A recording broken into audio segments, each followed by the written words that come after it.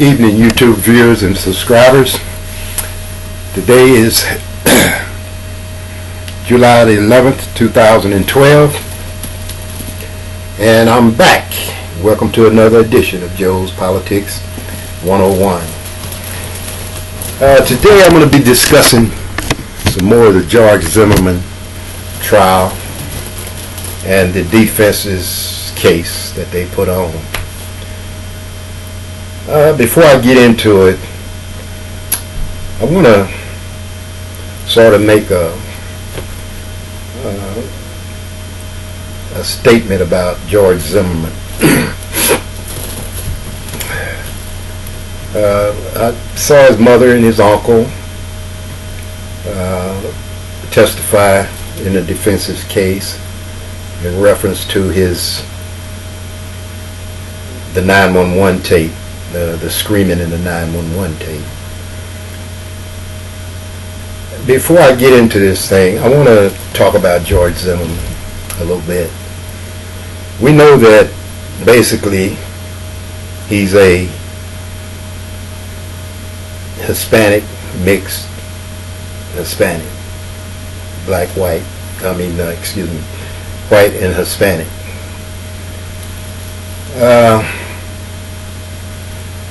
His mindset and his behavior is not that of a minority. His mindset is that of an assimilated minority, assimilated into the Caucasian or Aryan society. You know, his lifestyle, his culture is centered around I guess, you know, I don't like using the word white, but I'll use it, white population.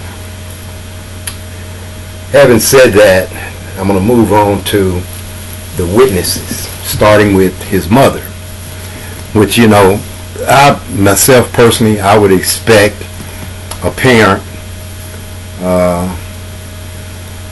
to say what she said, that the screams were the voice of George Zimmerman. I would expect that. You know, how sure she was, I can't say. I don't know if she's ever heard him screaming in a stressful situation, a situation that stressful, put it that way. But then as the defense's case proceeded, and they paraded all of these people before the jury, beginning with his uncle, who said that he was working on his computer and he heard the screams. He had his back to the television and he heard the screams, and immediately, just boom, not even knowing what it was really about, said, "That's George's voice." Well, I have to beg the difference with him on that issue. I mean, that could have been a newscast from something else or somebody else. But for somebody to instinctively recognize a scream of stress, and a plea, I guess you would call it, just off the head without even knowing who it really is, and can say, "Oh, that's George." And then the rest of the witnesses that were listening to that 911 tape, absolutely positively sure it was George Zimmerman. You know, it it's as if, to me, you know, if I was sitting on a jury, it would be like, you know, how do they know? How can they say that it's absolutely positively George's voice that they hear in the screams in the background of that 911 tape? I would have to discount that, or I would have to say that this is a fabricated set of witnesses, people who have been, you know, pretty much coached into saying that it's absolutely George Zimmerman's voice that was screaming. How do you pick that out if you've never heard anyone screaming in a stressful situation like that?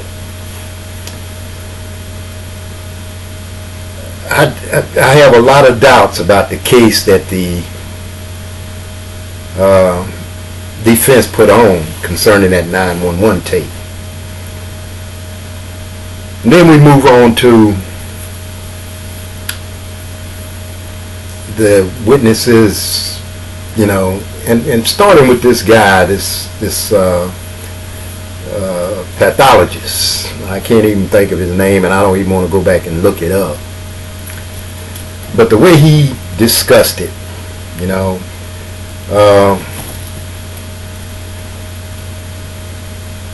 if I'm getting paid $400 an hour for my expertise in something, even though I'm under oath and I should tell the natural bone truth about everything, and I'm working for the defense, I think I'm probably more than likely going to skew things a little bit to meet my client's needs. I mean, that's not saying the man is lying, or that's not saying that he's not being truthful about, what he believes or his opinion. But there's so many other alternatives to it. Any expert can take things and twist them into and make them sound as if they are exact, or the probability of that happening the way he stated happened. I've always, as a former law enforcement officer myself, I've always been skeptical of these so-called experts, because there are so many variations in the way situations happen and what happened during the situation, especially if you're not there. Basically, what an expert do is offer an opinion about a situation that he read about or somebody have explained to him, and he draws a conclusion on it, and in the case of a prosecutor or a defense attorney having this person in their employment, 9 times out of 10, and more likely than not, the facts are going to be part and partial to whichever side he's working for. So a lot of that, in my opinion, the jury should really pick through it and try to find out exactly where the equilibrium is, or the medium of that information is set. The other thing that strikes me as really, really out of sync here with this whole case about the self-defense thing and all of this, the reason he shot this young man, is, they had his trainers, his gym trainers, paraded across the witness stand, and they all have this opinion of George Zimmerman. Even though he's going to the gym 3 times a week, 3 hours a day, which, totals out to be 9 hours a week, they all say that apparently he was wasting his time or his money in trying to learn how to do MMA fighting. Over an 8-9 month period of time, you haven't developed any fighting skills. I can't buy that. The reason I can't buy that is, as a young boy, growing up, I used to box up until I was in the Navy. And when you go in and you start learning the art of fighting, the sweet science of fighting, whether it be MMA or regular boxing, you're going to pick up some skills. There's no way that you can't pick up skills unless you're going to take an ass whooping every time you go to the gym, and eventually that's going to take a toll on you.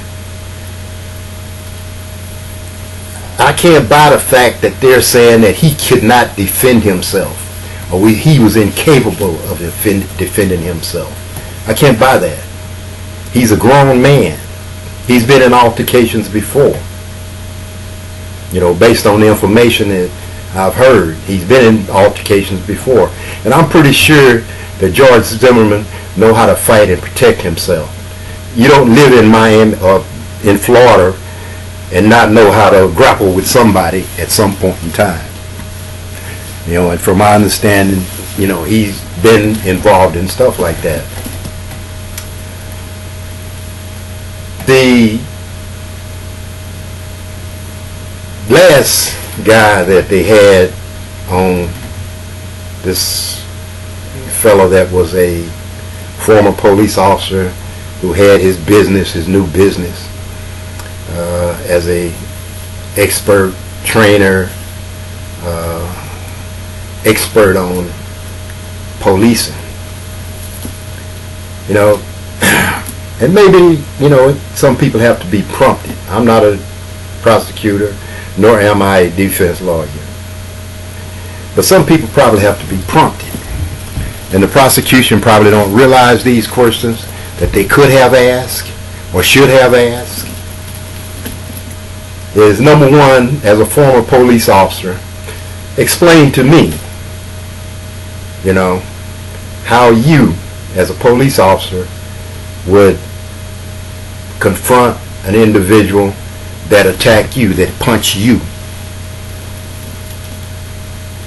You know, would your response be to draw your gun and shoot that individual?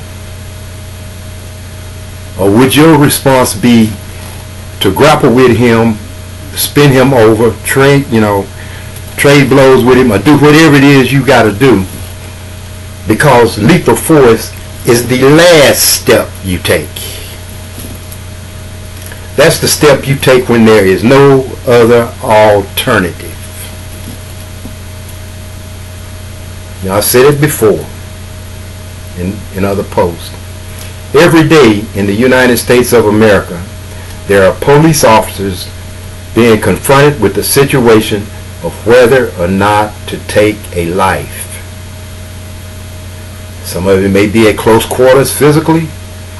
Some of it may be at a distance.